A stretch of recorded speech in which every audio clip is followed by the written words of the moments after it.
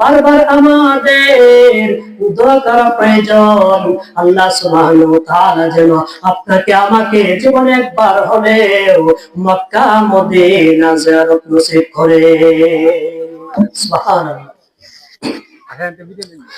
তো আল্লাহ রাব্বুল আলামিন পবিত্র কুরআনুল কারীমের মধ্যে ইরশাদ করেন, কি ইরশাদ করতেছেন? আল্লাহ সুবহানাহু ওয়া তাআলা বলতেছেন, ইয়া আইয়ুহাল্লাযীনা আমানুত্তাকুল্লাহ হাক্কা তুকাতিহি ওয়া লা তামুতুন্না ইল্লা ওয়া আনতুম মুসলিমুন। আল্লাহ সুবহানাহু ওয়া তাআলা বলেন, হে জগতের মানুষেরা, হে জগতের বান্দা বান্দীরা, তোমরা ততক্ষণ পর্যন্ত মৃত্যুবরণ করিও না যতক্ষণ না পর্যন্ত তোমরা কি হও, মুসলমান না হও। যতক্ষণ পর্যন্ত তোমরা মুসলমান না হইবা ততক্ষণ পর্যন্ত মৃত্যুর স্বাদ গ্রহণ করিও না। কিন্তু আমরা তো জাতিগতভাবে মুসলমান, আমরা কি জাতিগতভাবে মুসলমান, কিন্তু জাতিগতভাবে মুসলমান হওয়ার পরেও আল্লাহ সুবহানাহু ওয়া তাআলা বলেন কুরআনুল কারীমের মধ্যে যে, হে ঈমানদারেরা, হে মুমিনেরা, তোমরা কি করো, ততক্ষণ পর্যন্ত মৃত্যুবরণ করিও না যতক্ষণ না পর্যন্ত তোমরা মুসলমান না হও। তো মুসলমান হতে হলে কি করতে হবে? আল্লাহ রাব্বুল আলামিন অন্য আরেকটি আয়াতের মধ্যে বলেন, রব্বানা আতিনা ফিদ দুনিয়া হাসানা ওয়া ফিল আখিরাতি হাসানা ওয়া কিনা আযাবান নার।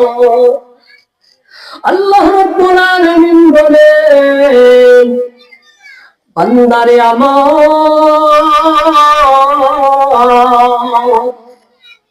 তোমরা দুনিয়ার মধ্যে থাইকা দুনিয়া দুনিয়া করতেছো, দুনিয়ার লোভে পড়িয়া দুনিয়া দুনিয়া করতেছো, কিন্তু আমি রব্বুল আলামিন বলে দিলাম, রব্বানা আতিনা ফিদ দুনিয়া হাসানা ওয়া ফিল আখিরাতি হাসানা ওয়া কিনা আযাবান নার।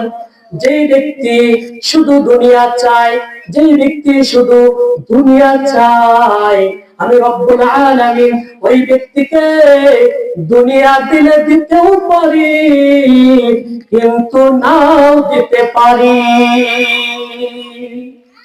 কিন্তু আমার আল্লাহ পরবর্তীতে বলতেছেন, যে ব্যক্তি, যে বান্দা বান্দি কি করেন, দুনিয়ার কল্যাণ না চাইয়া যদি পরকালের কল্যাণ চাই, পরকালের নাজাত চাই, পরকালের জন্য যদি বেহেশত পাওয়ার আশা করে, আমি রব্বুল আলামিন ওই ব্যক্তির জন্য দুনিয়ার কল্যাণও দিব, শুধু তাই নয় আখিরাতের কল্যাণও ওই ব্যক্তির জন্য নির্ধারণ করে দিলাম।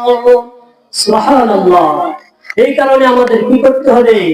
দুনিয়ার লোভ ত্যাগ করতে হবে। দুনিয়ার লোভ ত্যাগ করে পরকালের চিন্তা করতে হবে।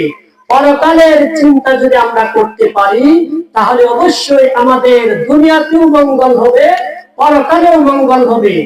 আর যদি আমরা কি করি, শুধু দুনিয়া চাই, যেমন দুনিয়া চেয়েছিল ফেরাউন, যেমন দুনিয়া চেয়েছিল কারুন, যেমন দুনিয়া চেয়েছিল নমরুদ, এইভাবে যুগে যুগে অনেক মানুষ দুনিয়া চেয়েছিল, কিন্তু আমার প্রিয় নবী রাসূল পাক সাল্লাল্লাহু আলাইহি ওয়াসাল্লাম উনাকে দুনিয়ার জন্য, দুনিয়ার সকল কিছু দেওয়ার জন্য তখনকার যুগের মক্কা নগরীর বড় বড় লিডার যারা ছিল, বড় বড় নেতা যারা ছিল, আবু জাহেল, উতবা, সাইবা, তখনকার যুগের সেই নেতারা আমার প্রিয় নবীকে বলেছিলেন, ইয়া রাসূলুল্লাহ, ও মায়ার নবী, দয়ার নবী, আপনি যদি চান আপনাকে এই দুনিয়ার সবচাইতে শ্রেষ্ঠ সুন্দরী বলে দেওয়া হবে, যদি আপনি চান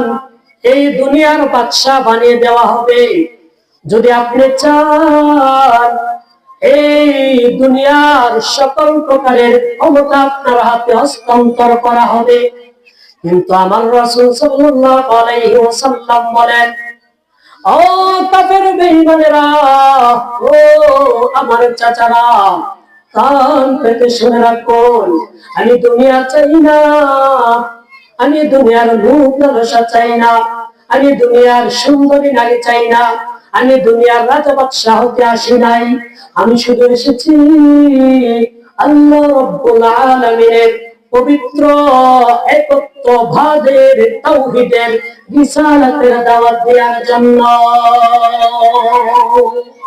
আমার রাসূল এসেছেন তাওহীদে একত্ববাদের দাওয়াত দেওয়ার জন্য।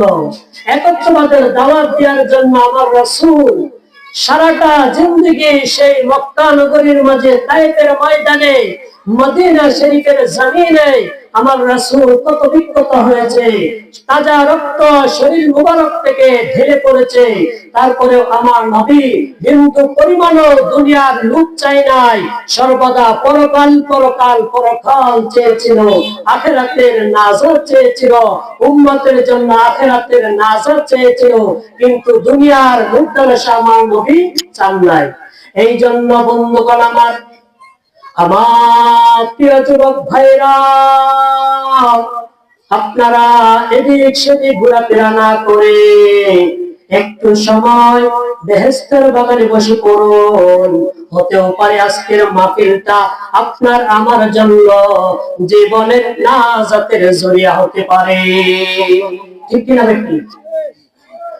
আল্লাহ রাব্বুল আলামিন যেখানে কুরআনুল কারীমের আলোচনা হয়, হাদিসের কথাবার্তা হয়, আল্লাহ তাআলার গুণ কীর্তন হয়, যেই মাহফিলে আল্লাহ এবং রাসূলের শান গান